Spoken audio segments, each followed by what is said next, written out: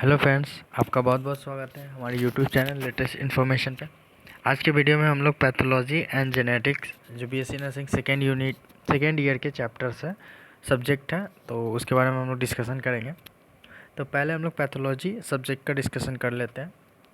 इसमें first unit में जैसा मैंने हर वीडियो में बताया, बस पैथोलॉजी की डिफिनीशंस, उसके इम्पोर्टेंस क्या है नर्सिंग में, method and techniques, circulation, tissue changes की कैसे होते हैं, क्या होते हैं, ये सब आपको इसमें पढ़ना है।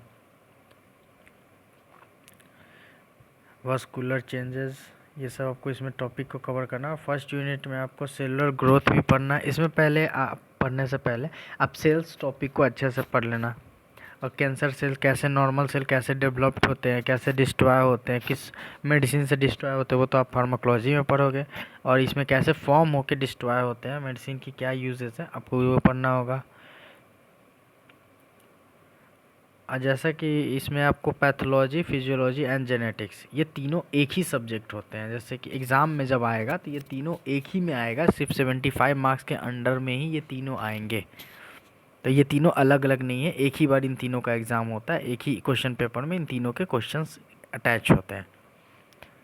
सेकेंड सेकेंड यूनिट में आता है स्पेशल पैथोलॉजी। इसमें आपको रिस्पायरेटरी ट्रैक के बारे में पढ़ना होगा, रिस्पायरेशन में क्या प्रॉब्लम है क्या नहीं है, उस हिसाब से उसके फर्स्ट एड ट्रीटमेंट। जैसे एकदम से किसी को सांस लेने में दिक्कत हो गया, ब्रोंकाइटिस मतलब होता है ब्रोंकल ट्यूब में इन्फ्लामेशन होना, इन्फेक्शन होना, तो उससे उसको कैसे बचाना है, उसको कैसे मतलब इम्पैक्ट करना है, क्या मेडिसिन देना है, ये सब आपको बताया जाएगा। लंग्स एब्सिस में होता है कि लंग्स काम करना बंद हो जाए, ये सब आपके डिजीज़ेज है जो एमएसएन में आपको कवर किए जाएंगे।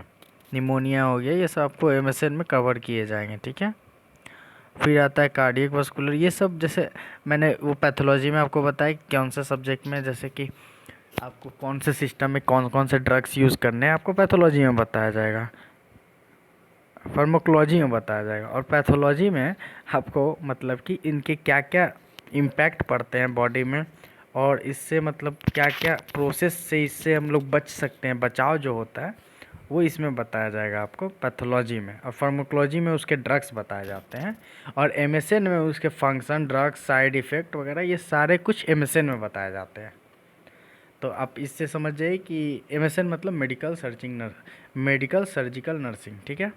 इस सब्जेक्ट में आपको इनके सारे साइड इफ़ेक्ट वगैरह से लेके कैसे फॉर्म होता है, ये सारे कुछ आपको एमएसएन में बताया जाएगा। और फार्माकोलॉजी में ड्रग्स के बारे में बताया जाए, कौन सा मेडिसिन किस डिजीज़ में यूज़ किया जाता है।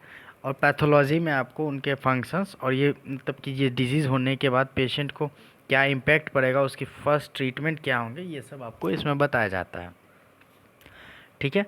अब नेक्स्ट सिस्टम आता है कार्डियोवास्कुलर सिस्टम। इसमें हार्ट्स के बारे में, हार्ट में जैसे क्या प्रॉब्लम हो गया, हार्ट बीट डिक्रीज़ हो जाता है या इंक्रीज होता है, हाइपरटेंशन वगैरह, ये सब आपको इसके अंडर में आ जाएंगे। इन्फेक्शन इंडोकार्डिस्ट, इसमें आपको होता है कि इंडोकार्डिस्ट जो होता है ना, सेल वॉल होता है हार्ट का, जो सेल वॉल वगैरह होते हैं उनमें आपको क्या इन्फेक्शन जो हो जाता है, उस डिज़ीज़ के बारे में बताया जाएगा। ये बेसिकली आपको इसमें डिज़ीज़ बताए गए हैं कि इन डिज़ीज़ से क्या असर होता है बॉडी में, बस यही चीज़ आपको लिखना होगा। अगर पैथोलॉजी के एग्ज़ाम में अगर क्वेश्चन आ गया तो आप इस हिसाब से लिखना। गैस्ट्राइटिस से रिलेटेड प्रॉब्लम जो होगा उसमें आपको यहाँ पे बताना है, आपको इस टॉपिक पर पढ़ना है। लीवर फंक्शन का होगा, किडनी का, यूरिनरी का ट्रैक्ट का जो भी इन्फेक्शन होगा वो पढ़ना है। मेल जेंटल सिस्टम इसमें पढ़ना है। रिप्रोडक्टिव सिस्टम में जैसे क्या प्रॉब्लम हो रहा है, क्या नहीं हो रहा है, स्पर्म फॉर्म नहीं हो रहा है, ये सब चीज़ आपको उसमें पढ़ना है। कैंसर, कैनर ब्रेस्ट, इसमें आपको मतलब ब्रेस्ट से रिलेटेड प्रॉब्लम जो होते हैं वो पढ़ना है। सेंट्रल नर्वस सिस्टम, जो ब्रेन के पिछले पोर्शन होते हैं जिससे हमारा सारा नर्वस सिस्टम वर्क करता है, उसमें क्या क्या इम्पैक्ट आता है, किसी लोगों का याददाश्त खो जाना हुआ या फिर उनका सेंसरी ऑर्गन काम नहीं कर रहा तो क्यों नहीं कर रहा, वो कैसे ठीक होगा, ये सब चीज़ आपको इसमें पढ़ना है। फिर स्केलेटल सिस्टम में जैसे बोन्स वगैरह जब फ्रैक्चर हो जाते हैं तो उसको पहले से रिपेयर कैसे करें। तो होता नहीं, कोई लोग बोलते हैं कि मैंने मतलब ऑपरेशन कराने में मतलब नट्स वगैरह लगते हैं कि उसको रिपेयर करने के लिए, बोन्स नए रिपेयरलेस करने की जगह पर वहाँ पे रॉड लगते हैं। जैसे पैर वाले बोन्स में कट या फिर फ्रैक्चर हो जाता है, पैर वाला लेग बोन फ्रैक्चर होता है तो उसमें यूज़ किया जाता है। ये सब चीज़ आपको इसमें बताया जाएगा, उसकी ट्रीटमेंट कैसे करेंगे। फिर थर्ड यूनिट आता है क्लिनिकल पैथोलॉजी। क्लिनिकल पैथोलॉजी में मतलब हम लोग क्या करते हैं, पैथोलॉजी में बेसिकली अब क्लिनिकल पैथोलॉजी में आप जैसे किसी चीज़ पेशेंट गया तो उस पेशेंट को मैं कौन सा मतलब दूँ कि उसका ब्लड टेस्ट करवाना है, तो उसमें क्या क्या चीज़ को हम लोग को ध्यान देना पड़ता है। तो पहला टेस्ट होता है हेमोग्लोबिन टेस्ट हो जाता है, जिससे पता चलता है कि इसमें स्टेमिना है कि नहीं है। जैसे कि ये आज इंसान अगर 7-8 घंटे धूप में वर्क किया तो बेहोश होगा कि नहीं होगा, ये सब वीकनेस और ये सब पता चलता है हेमोग्लोबिन वगैरह से। आरबीसी, प्लेटलेट्स काउंट, ये सब आपको पता चल जाएगा। ये टेस्ट इसमें आपको टेस्ट के माध्यम से पता चलता है, जो पैथोलॉजी में हम लोग टेस्ट कराते हैं। ब्लड का ग्रुपिंग, क्लॉटिंग, ये सब क्लॉटिंग में होता है। ब्लड क्लॉटिंग होता है जैसे कि ब्लड का थक्का जमना, इन सेंस कि ब्लड मोटा हो जाता है, इसी वजह से वो सर्कुलेट नहीं कर पाता है हार्ट से, ये सब भी होगा।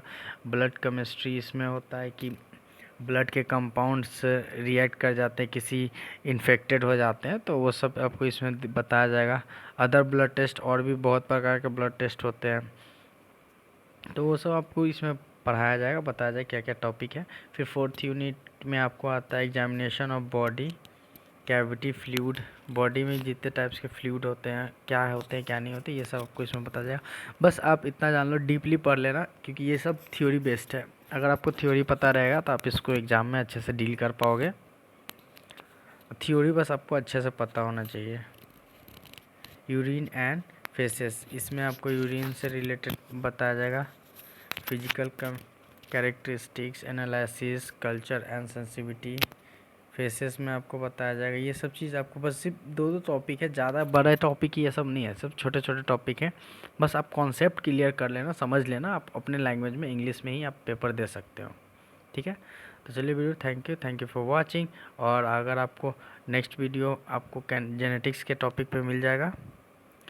और ये बात ध्यान रखना कि फार्माकोलॉजी, पैथोलॉजी एंड जेनेटिक्स तीनों एक ही सब्जेक्ट में आते हैं। एक ही सब्जेक्ट तो नहीं है, 3 अलग अलग सब्जेक्ट है, लेकिन एग्ज़ाम के पेपर में एक ही पेपर में ये आते हैं। तीनों से रिलेटेड क्वेश्चन एक ही पेपर में होंगे, ये अलग अलग नहीं है। आप कॉन्सेप्ट क्लियर रखना, तीनों का 2-3 क्वेश्चन एक एक सब्जेक्ट से आते हैं। तो 7-8 क्वेश्चन में रहेगा, आपको 75 मार्क्स का हो जाएगा। लेकिन हाँ, किसी के आंसर डीपली देना पड़ता है इसमें। चलिए फ्रेंड, नेक्स्ट वीडियो में हम लोग जेनेटिक्स के सिलेबस के बारे में डिस्कस करेंगे। Thank you for watching.